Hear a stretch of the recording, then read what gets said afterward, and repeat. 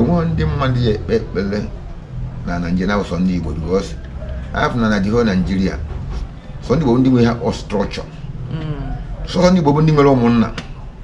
Where you men may have one the other than so we have a lineage. So the Bobundi Melomuna na Nigeria Keta.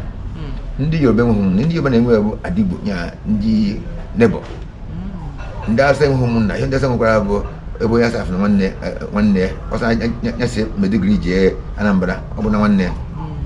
Money will have all Muna. Culture, tradition, lineage, structure. But I own you, name and Zuname was the Manimacha near the ABC. One Yapatanabo, every Christmas, Ndi Bobna, have will be happy. Na an Igbo, Jamie Tipa, Umuna, Boom, Umuna.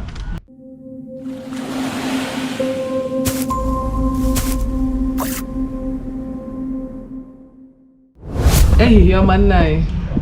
Good dragon. Nai, can you hear Bafag? A farm, the Honorable Donatus Machuku. As a question, one, no Katie. Okay. Kedu ebe isi na ani Igbo gogo? Esimo oketiti dị n'ime Idemili South Local Government na Anambra State. Otegi no ana Lagos ya. Otegi bịa Lagos. Otegi mbịara obodo Lagos. Odugo 35 years mbịa Lagos. So ataka nwonya Lagos, I bigo ọtụtụ mgbe. So ke ihe mere iji wee hapụ decide ya hapụ ana Igbo wee relocate na to Lagos. Mgbe m gụchara akwụkwọ nchọcha ebe mmeghe chọọ ife mmeji wee bụrụ mmadụ nchekie Aba cheki Ọnịcha cheke mgbe Enugu nwosi ka m bịa Lagos ebe ọ Lagos na-abụ capital Nigeria ka m bịa obodo Lagos bịa chọọ ife mmeji bụ mmadụ mbịakwa Lagos ọ dabakwara m ebi n'obodo Lagos wee nnukwu ụmụ nwaanyị. Ichiri echichi na ana Igbo? Echiri m echichi ọdịnala echiri m nze na ọzọ n'obodo Ọka Etiti. Nke nze na ọzọ bụ echi nwa afọ ya bụ otulu ochie ewosogo ego na mmadụ ọ ndị nwere ọgụ isi ndị na-atụtara n'obodo ndị na-emere obodo ife bụ ndị na-echinyebe echi adaechi ofeke echi adaechi onye ekpereme echichi ya n'ọsọsọ ndị ezigbo mmadụ ka a na-echi echichi nze na ọzọ. Ọ dị important na mmadụ ga-echi echichi na ana Igbo? Kedu how important ọ dị? Ọ dị mkpa karịa. Ibe dị mkpa bụ igosi n'itozu na okorobịa, igosi n'itozu na na-ebu nwa afọ ama ama n'egbegbu mmadụ na-ama ama n'obodo na-ewu ofeke mmadụ maka onye ọbụla chiri echi bụ onye obodo chọrọ inyere aka dị obodo laikiri ka echiri echi adaechi ekpereme echi adaechi ọfọgere echi onye ọbụla ife uchi echi gbegbu mmadụ onye nwere afa n'obodo ka a na-echi echi. Onye na-enweghị ego nwere ike ichi echichi? Dịka o suo dị, onye na-enweghị ego nwere ike ichi echi mana ọ bụ onye nwere akọ na uche na-atụtara n'obodo enwere ike neche onye ahụ anya fụ na umezu ichi echi ụmụnne ya ma ikwu n'ibe ya ma ọ bụ obodo nwere ike atụkọ ego echi onye ha echi osoju ọnya n'ife ibe na-eme. Nna ị nwere ike ịgwa anyị the meaning of Kolanut na ana Igbo n'Igbo culture? As in Orji, Kolanut. Nwere ike ịkọwara anyị ihe ọ bụ? Orji na ana Igbo bụ ife dị mkpa. Onye ga-abụ isi bido okwu na ana Igbo. Orji ka ndị Igbo ji ekele Chineke osebi n'elu. Orji ka eji Chineke ayịyọ. Orji ka eji agọzi di na nwunye. Orji ka eji agba ndụ na ana Igbo. Orji ka eji eme ife niile. Orji dị mkpa. Orji bụ isi ụbọchị na ana Igbo. Kedu the importance of the Kolanut na ana Igbo n'Igbo culture? Kedu important ọ dị? Important ọ dị na ana Igbo. Ife Orji dị mkpa na ana Igbo bụ ịbata be nwoke tozuru etozu, nwoke chiri echi dịbụ ụlọ okenye chi agụ ọ tụọ nzu, ọ tụchaa nzu ụtọ ọjị ochiele gị enwekwasị ọjị dị ezi n'aka ewere ọjị a wogosi osebi n'elu wee kpee ekpele ya otu echichacha awa ya agbawa ya onye ọbụla ata ma nke nwa bụ onye chiri echi na onye ndị dọkịta ego atacha ọjị a ogize oke nna ka ebi bịara be m imenụ so ọjị bụ isi bido eji anabata ọbịa ihe na-ata ọbịa n'ala Igbo ọjị ka ejikwa onwe ebe a na-eme ife gbasara nwaanyị echikwa ọjị ekpe na ọjị nye ekpecha ekpere ichelu nna onye na-abịa n'nwa gị bụ onye okwu nke ekwuo ọ bụrụ na achọghị ịnọ mitin ụmụnna ma mitin obodo eche ekpere ewuchi ọjị aga ọjị mkpesị ya na wee bido ife a na-ekwu ọ ya ba na-ekwu okwu Chika na-anụ ife a na-ekwu ọjị anụnwa a na-ekwu okwu kolanut enwere different types na nkele afa ya gasị enwere ọjị bụ ọjị ndị Igbo ọjị ndị Igbo a ọ na-agba ịnọ ejakpa ike nga ịna ha ọ na-agba na-egosi afịa na anụ Igbo ji kwụrụ ịma na enwere eke nwe oye nwe afọ nkwọ ife ọjị na-egosi ibe mmadụ onye ghe ọjị gbara ịnọ ịma onye abụ onye chiri echi n'ala Igbo ma omenala nwe ọjị nke ọzọ na-akpọ ọjị ndị Hausa na-agbasa eze bọọ a na-akpọ ọjị gwụlọ ọjị ahụ ejighị anụmanụ n'ala Igbo ejighị echi echi ọjị ndị Hausa ka na-akpa adada agụ ya agụ mma dịka mụ chiri echi ndị ebe wute m ọjị Hausa ma agụ ya agụ o nwere like isi ekwu ọjị ndị Hausa a na-akpọ gwụlọ ọ dị white na color and nwere ike ije wee mee ekpere ọ bụ na afro ọjị Igbo ọ bụ na ọjị Igbo adịghị available enwere ike i-represent ọ bụ na ọjị Igbo adịghị available ọjị Hausa eche na represent mana ọ bụ na o represent ya ama agụ ya agụ agụ ya agụ agbawa ya ata mana onye ọbụla bụ onye Igbo nwantọ n'ala ma omenala ama echi ya ka ọjị Hausa agụ etu anụ na ịma chiri m echichi nga agụ ọjị Hausa ka ọ bụ na enwe ife mere eweta ọjị Hausa ekpe ekpere nke aga ndị mmadụ agbụwa na echi dịka mma ga-agbụwa kedu ihe ọ na-acha na white ka ọ na-acha dịka white na-acha dịka ọkpọ green ka ọ na-acha white form of white ka ọjị na-acha nye ka eji ama nke Hausa mana ọjị Igbo na-acha edo edo and ọ na-ebipụta maka nke ndị Hausa. Kedu the origin of kolanut ọjị kedu the origin ka o si bido kedu ebe o si bido bụ nna anyị bụ Igbo wee wetara ọjị ebe ka esi bido oge mgbugbu ahụ ọ bụ na o nwere onye mere ife ọjị a chọrọ ịdị iyi eweta ọjị echere Chineke usebi n'eluigwe ọjị anwa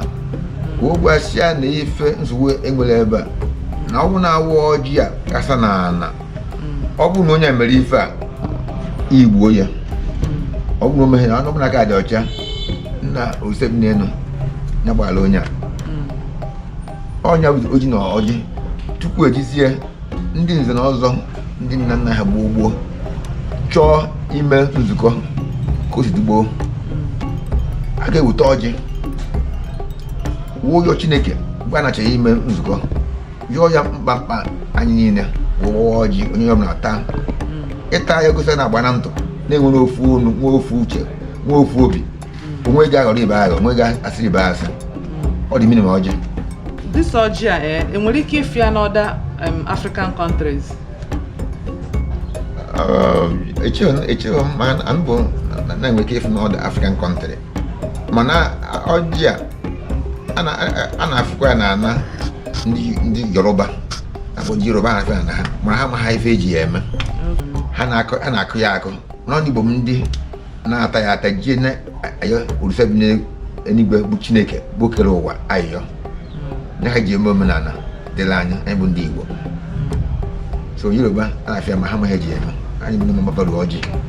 and ọjị a na-eme attach high value n'ihe gbasara ọjị n'ala Igbo ya bụ isi ife niile na-eme n'ala Igbo anyị ekwu okwu nwa ọbụ ya chi setụrụ anyị awa ọjị ihe ọbụla ga na-ekwu a ga-awa ọjị a na-ekwu okwu ana ayawa ọjị ego na n'Igbo egocha ana yawa ọjị enye ya ọbụla gosi na agba na ndụ na ana n'esigo onye na onye anwe. Enwelu another culture ọzọ na-eyuzukwa ya bụ kolanut ọjị ana onwe na Africa onwe na Nigeria anyị nọ na onwe culture ọzọ ndị culture ọzọ na-eyuzukwa ya bụ kolanut were ekpe ekpele etu ndị Igbo si onwe ndị mmadụ ya ekpe ekpele na Nigeria ụsọ ndị Igbo because afọ na the whole Nigeria so ndị Igbo ndị nwe ha structure so ndị Igbo bụ ndị nwere ụmụnna nwee ime nne nwee mana ndị ọzọ adịghị ụmụnna so onye kpata ndị Igbo ji nwe ha kpọ lineage so ndị Igbo bụ ndị nwere ụmụnna na Nigeria kịta ndị Yoruba enweghị ụmụnna ndị Yoruba na-enwe bụ Adigbo ya ndị nebo ndị Asa enweghị ụmụnna ihe ndị Asa nwekwara bụ ebe onye Asa na nwanne ya ọsa nyasị medigri jee Anambra ọ bụ na nwanne ya mana Igbo nwere ihe kpọrọ ụmụnna culture tradition lineage structure kpatara eji aya onye Igbo unu eme na nzu na-ememe Igbo ọzọ mana imecha nye adakwara ebe isi onye kpatara abụ every Christmas ndị Igbo ọbụla hapụ ebe ha bi na ana Igbo jee mitikwa ụmụnne ha bụ ụmụnna bụ akpọ kindred n'ọnụ bekee sọsọ ndị Igbo ndị nwere na the whole Africa nakpa ndị Igbo dị iche ife a na-eme eme so ịstọdịa ndị Igbo ife na ndị Igbo nwere peculiar life ka dis structure ndị Igbo nwere onwe travel nwere na the whole Nigeria ụmụnna kindred ụmụnna enwe ime ụlọ fọ ime ụlọ enwe ime nne fọ ime nne enwe ụmụnna enwe ogbe fọ ogbe enwe obodo so ife na structure nchara 5 enwe ime ụlọ enwe ime nne nwe ụmụnna nwe ogbe nwe obodo 5 structure onwe ndị nwe na Nigeria ọsọ Igbo onye pụtara bụ ife onye Igbo na-emegheri asị onye nkwuru ụmụnna maọbụ nwanne onye Igbo na-abụ ife onye Igbo na-emegheri ma ụmụaka anyị afọ etoto na Lagos a na-ejiwa ha ya na-asịkwa na anyị dị iche ọ na gị na onye asị na onye Yoruba na anyị nwere something to protect so ụmụnna ife onye Igbo aka onye kpatara obodo ọbụla ji agba mbọ na-edozi befa na-atụ ụtụ ule edozi obodo fa anyị na-eche gọọmenti ndị Igbo na-eche gọọmenti ndị Igbo anyị na-atụ ụtụ na-edozi obodo anyị onye nwere ego owote ejelo ilo onye nwe ego owote ejelo họl onye nwe ego owote onye nwanne ya aka nyere ikwu n'ibe ndị imere nne ụmụ di ana ndị ọgọ onye Igbo bere ivu na onye kpatara ife Igbo dị na Nigeria a sị na ndị Igbo si na agbụrụ tribe Israel according to ihe agbụrụ na ndị Igbo si na agbụrụ tribe of Israel a na-ebrek kwu kolanut na Israel ndị Israel na-awa ọjị ịma ndị Igbo bụ son of nwoke a na-akpọ Gad o si etesikwara anyị mgbe gboo o si Israel wee na-agba ọsọ wepụta Ijipt gafere ya wolu gagide wepụta n'obodo a na-akpọ Agụleri ọnya mụtara eri mbụ Gad mụtara eri o mụta ma ata mụta ife a so enwena lineage so ịma culture na-eme change ma ndị Igbo ka maintain that culture of Iwakola maka ha na the important as ọ dị n'ọjị ya na-ejikọ nwanne nya band obodo nya band marriage a na-anụ maka onye iche nọkịta ịchọ ike nwa gị dị ị ga-awụ ọjị kwukwu ya okwu kpata ụmụ anyị Igbo na-anụ dị adms of na ebe dị fa na-eruwe isi todifa oche imezọ bụ chetakwa ebe o si chetakwa na asa nkwụna na warịa ọjị bifo ọbịa so nwoke ama so onye cha nke a omegharị uche were so di ya so ejo na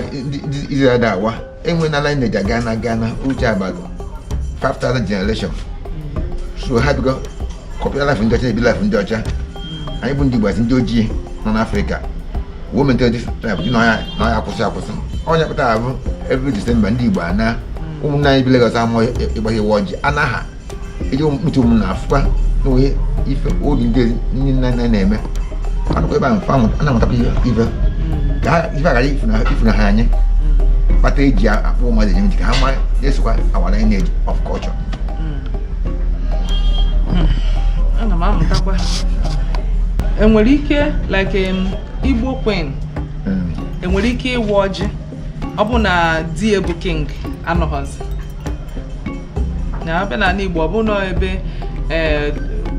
igwe na-achị nwunye ya di igwe anwụgo so nwunye wee take over ya bụ nwaanyị bụ queen o nwere ike ịwa ya bụ ọjị ebe na di ya anọghọzi. Onye ọbụla bụ nwaanyị n'ala Igbo dịka etu mere asị dị ọsọ bụ na di gị bụ eze di gị bụ eze ị ga-awa ọjị maka nwaanyị ama aga ọjị nwaanyị bịa n'ala Igbo kịta nwaanyị ama atụtụ ọjị na ọjị da ya achọ nwoke nwoke atụtanye nwaanyị etinye n'efere nwaanyị weta efe tinye n'efere nwaanyị eburu ọjị nwaanyị bụ di ya bụ eze mee di ya nwa ọ ga-awa ọjị ọ bịa gba nke ahụ ga-akpụ uche ebe nwaanyị onye Igbo echie ya echi ị ga-agba uche nke a bụ nke ndị nzọ na-agba a na-agba ndị nze egwu ndị nze a na-eji nnukwu ekwe na-aba na ọyọ agụ nwaanyị onye Igbo ama agba echiri ya echi maka last December nwanne nwaanyị Igbo chiri echiche ya aka uche asịa mba na nwaanyị da-agba uche enwa ya just ofe aka ọkata n'ala ma nwoke echiche ya echikpu ya okpu enwa chighị ugo ije gbaa uche nwaanyị onye Igbo echi ya echi ametụ ugo a ga-ekpu ugo ma ihe etu ugo ọsọ nwoke na-etu ugo n'ala Igbo. Okay, kedu ihe kpatara that na anaghị ekwe nwaanyị na ọjị daa anaghị ekwe ka nwaanyị pikee ya so gịnị kpatara o ji do like that and kedu ihe ya emekwanụ na ọ bụ na o pikee ya gịnị ga-eme? Ọjị dị asọ n'ala Igbo so ọ nsọ na ka nwaanyị ipike ọjị nwaanyị bụ onye Igbo mana ife a bụ nsọ ana ọ ga-eje kọmiti nsọ ana ọ lesa ụlọ nwaanyị ahụ onye Igbo nwee ike mee ya agba ya dutu na ọhụ onye Igbo nwaanyị onye Igbo ama atụtụ ya bụ ọjị ọtụtụ ya ọ ga-akpụ alụ abụkwanụ na ọmaha omenala wee mee ya ọ bụ na omenala wee mee ya ọkpụ nsọ ọ bụ onye Igbo ọ ga-agaghị ga-emere ebe anyịbazie ọkpụ alụ nwa obere mana ọ ga-akpụ alụ maka o merela ana